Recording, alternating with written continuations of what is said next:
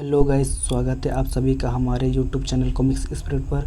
तो आप सभी ने हमारे पिछले वीडियो कनकपुरी की राजकुमारी में देखा था कि रत्नभूषण कनकपुरी की खोज में निकल पड़ा और वह एक ब्रिज में आ फंसा।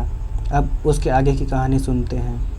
हे ईश्वर, इतने विशाल पक्षी, अगर इन्हें मेरी गंध लग गई तो मेरी खैर नहीं। जानते हो पक्षीराज, आज मैं कनकपुरी गया था। वास्तव में उससे खूबसूरत जगह मैंने आज तक नहीं देखी।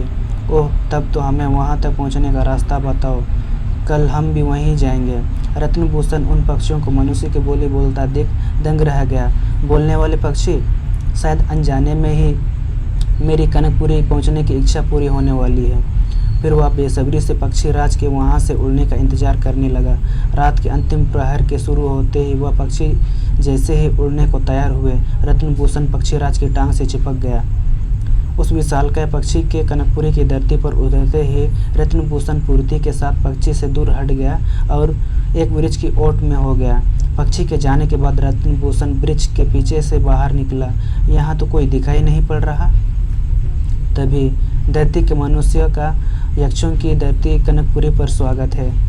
तुम कौन हो मित्र? यक्षों के राजा के दूत तुम्हें लेने आए हैं। महाराज ने तुम्हें याद किया है। ओह, प्रणाम महाराज, हम तुम्हारा स्वागत करते हैं युवक।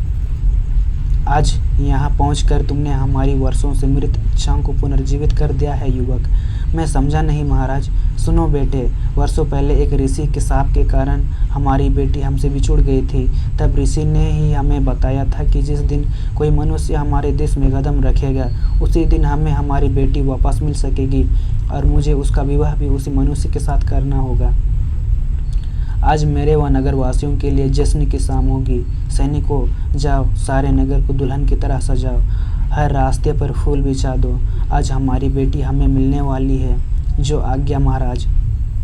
लेकिन महाराज, मैं तो अब शीघ्र ही प्रिय नगरी पहुंचना चाहता हूँ। ऐसा कैसे हो सकता है? अब तो राजकुमारी से विवाह के पश्चात ही तुम अपने देश वापस लौट सकते हो। तब तक तुम्हें हमारे सैनिक कनकपुरी की सैर कराएंगे। जैसी आपकी इच्छा। सैनिकों, इन्हें किसी प्रकार का कष्ट न होने पाए। आप बेफिक्र रहें महाराज। घूमते घूमते एक रत्नभूषण की निगाह एक संगमरमर की मूर्ति पर पड़ी। अरे वाह, क्या बढ़िया मूर्ति है। मैं उसे करीब से देखना चाहता हूँ। क्षमा करें, उस तरफ जाने की इजाज़त किसी को नहीं है, लेकिन मैं वहाँ जाकर ही रहूँगा। उस मूर्ति की शक्ल देखते ही वह आश्चर्यचकित रह गया। प्रियनगर की राजकुमारी कंचनबाला की मूर्ति, और यहाँ यह क्या रहस्य है? और यह घोड़ा भी शायद राजकुमारी का ही है। और जैसे ही उसने घोड़े को छुआ, वह तालाब में जा गिरा।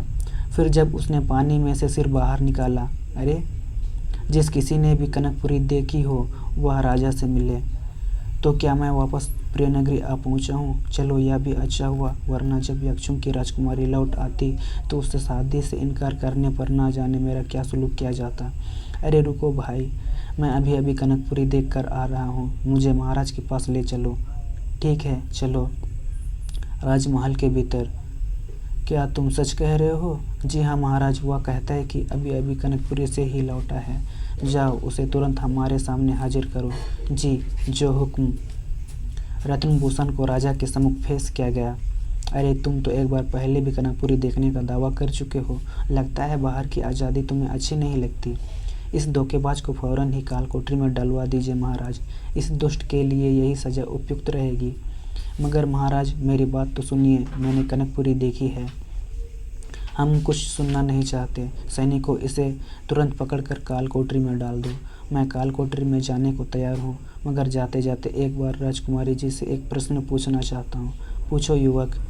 मैं यह जानना चाहता हूँ कि कनकपुरी में तालाब के किनारे आपकी पत्थर की मूर्ति और घोड़े का क्या रहस्य है। यह सुनते ही राजकुमारी एक प्रश्न हो उठी और बोली, इसे छोड़ दीजिए पिताजी, इसने सचमुच कनकपुरी देख ली है क्या? अब तुम ही से होगा मेरा विवाह। नहीं पिताजी, इस मनुष्य के कनकपुरी देख आने के बाद अब ऋषि का श्राप भी खत्म हो चुका है। नहीं, रत्नभूषण ने कनकपुरी में जो पत्थर की सफ़ेद मूर्ति देखी थी, वही मेरा त्यागा हुआ शरीर है, जिसमें अब मुझे इस शरीर को त्याग कर पुनः प्रवेश करना है। इसीलिए मैं विवाह नहीं करना चाहती थी, पर आप ही की जिद पर मुझे यह शर्त रखनी पड़ी। मगर मैं ना जानती थी कि यह युवक उस शर्त को पूरी कर मुझे श्राप से मुक्ति दिलाएगा। अब तो हर हालत में मुझे लौटना ही होगा। लेकिन अब मुझे क्या करना होगा? मेरे यहाँ से जाते ही तुम मेरा नाम लेकर मुझे याद करना। तुम खुद को कनकपुरी में पाओगे। हमारा विवाह भी अब वहीं होगा। कहने के साथ ही राजकुमारी वहीं बेहोश होकर गिर पड़ी। आह! बाद में राजवेद ने राजकुमारी की मृत्यु की पुष्टि की और अगले ही पल रत्नभूषण ने राजकुमारी को याद किया। मुझे अपने पास बुला लो राजकुमारी। अगले ही पल, अरे क्या यही आपकी बेटी है? हाँ। यह सब क्या चक्कर है महाराज, क्या मैं जान सकता हूँ?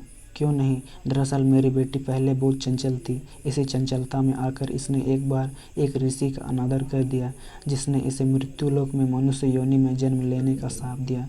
काफ़ी क्षमा मांगने पर ऋषि ने बताया कि इसके विवाह का समय आने पर सब ठीक हो जाएगा। अतः मनुष्य योनि में राजा प्रियदत्त के घर जन्म लेने के बाद जब विवाह का समय आया तो आगे तुम सब कुछ जानते ही हो। लेकिन क्या विवाह के पश्चात मुझे भी यहीं रहना होगा? हाँ राजकुमार, और हम जानते हैं कि तुम्हारी एक माँ भी है, तुम भी उसे यहीं ले आना। फिर कुछ दिनों बाद रत्नभूषण और राजकुमारी का विवाह बड़ी धूमधाम से हो गया और यह कहानी यहीं पे समाप्त होती है। ऐसे ही अच्छी कहानियों को सुनने के लिए आप हमारे चैनल को सब्सक्राइब कर दीजिए। धन्यवाद।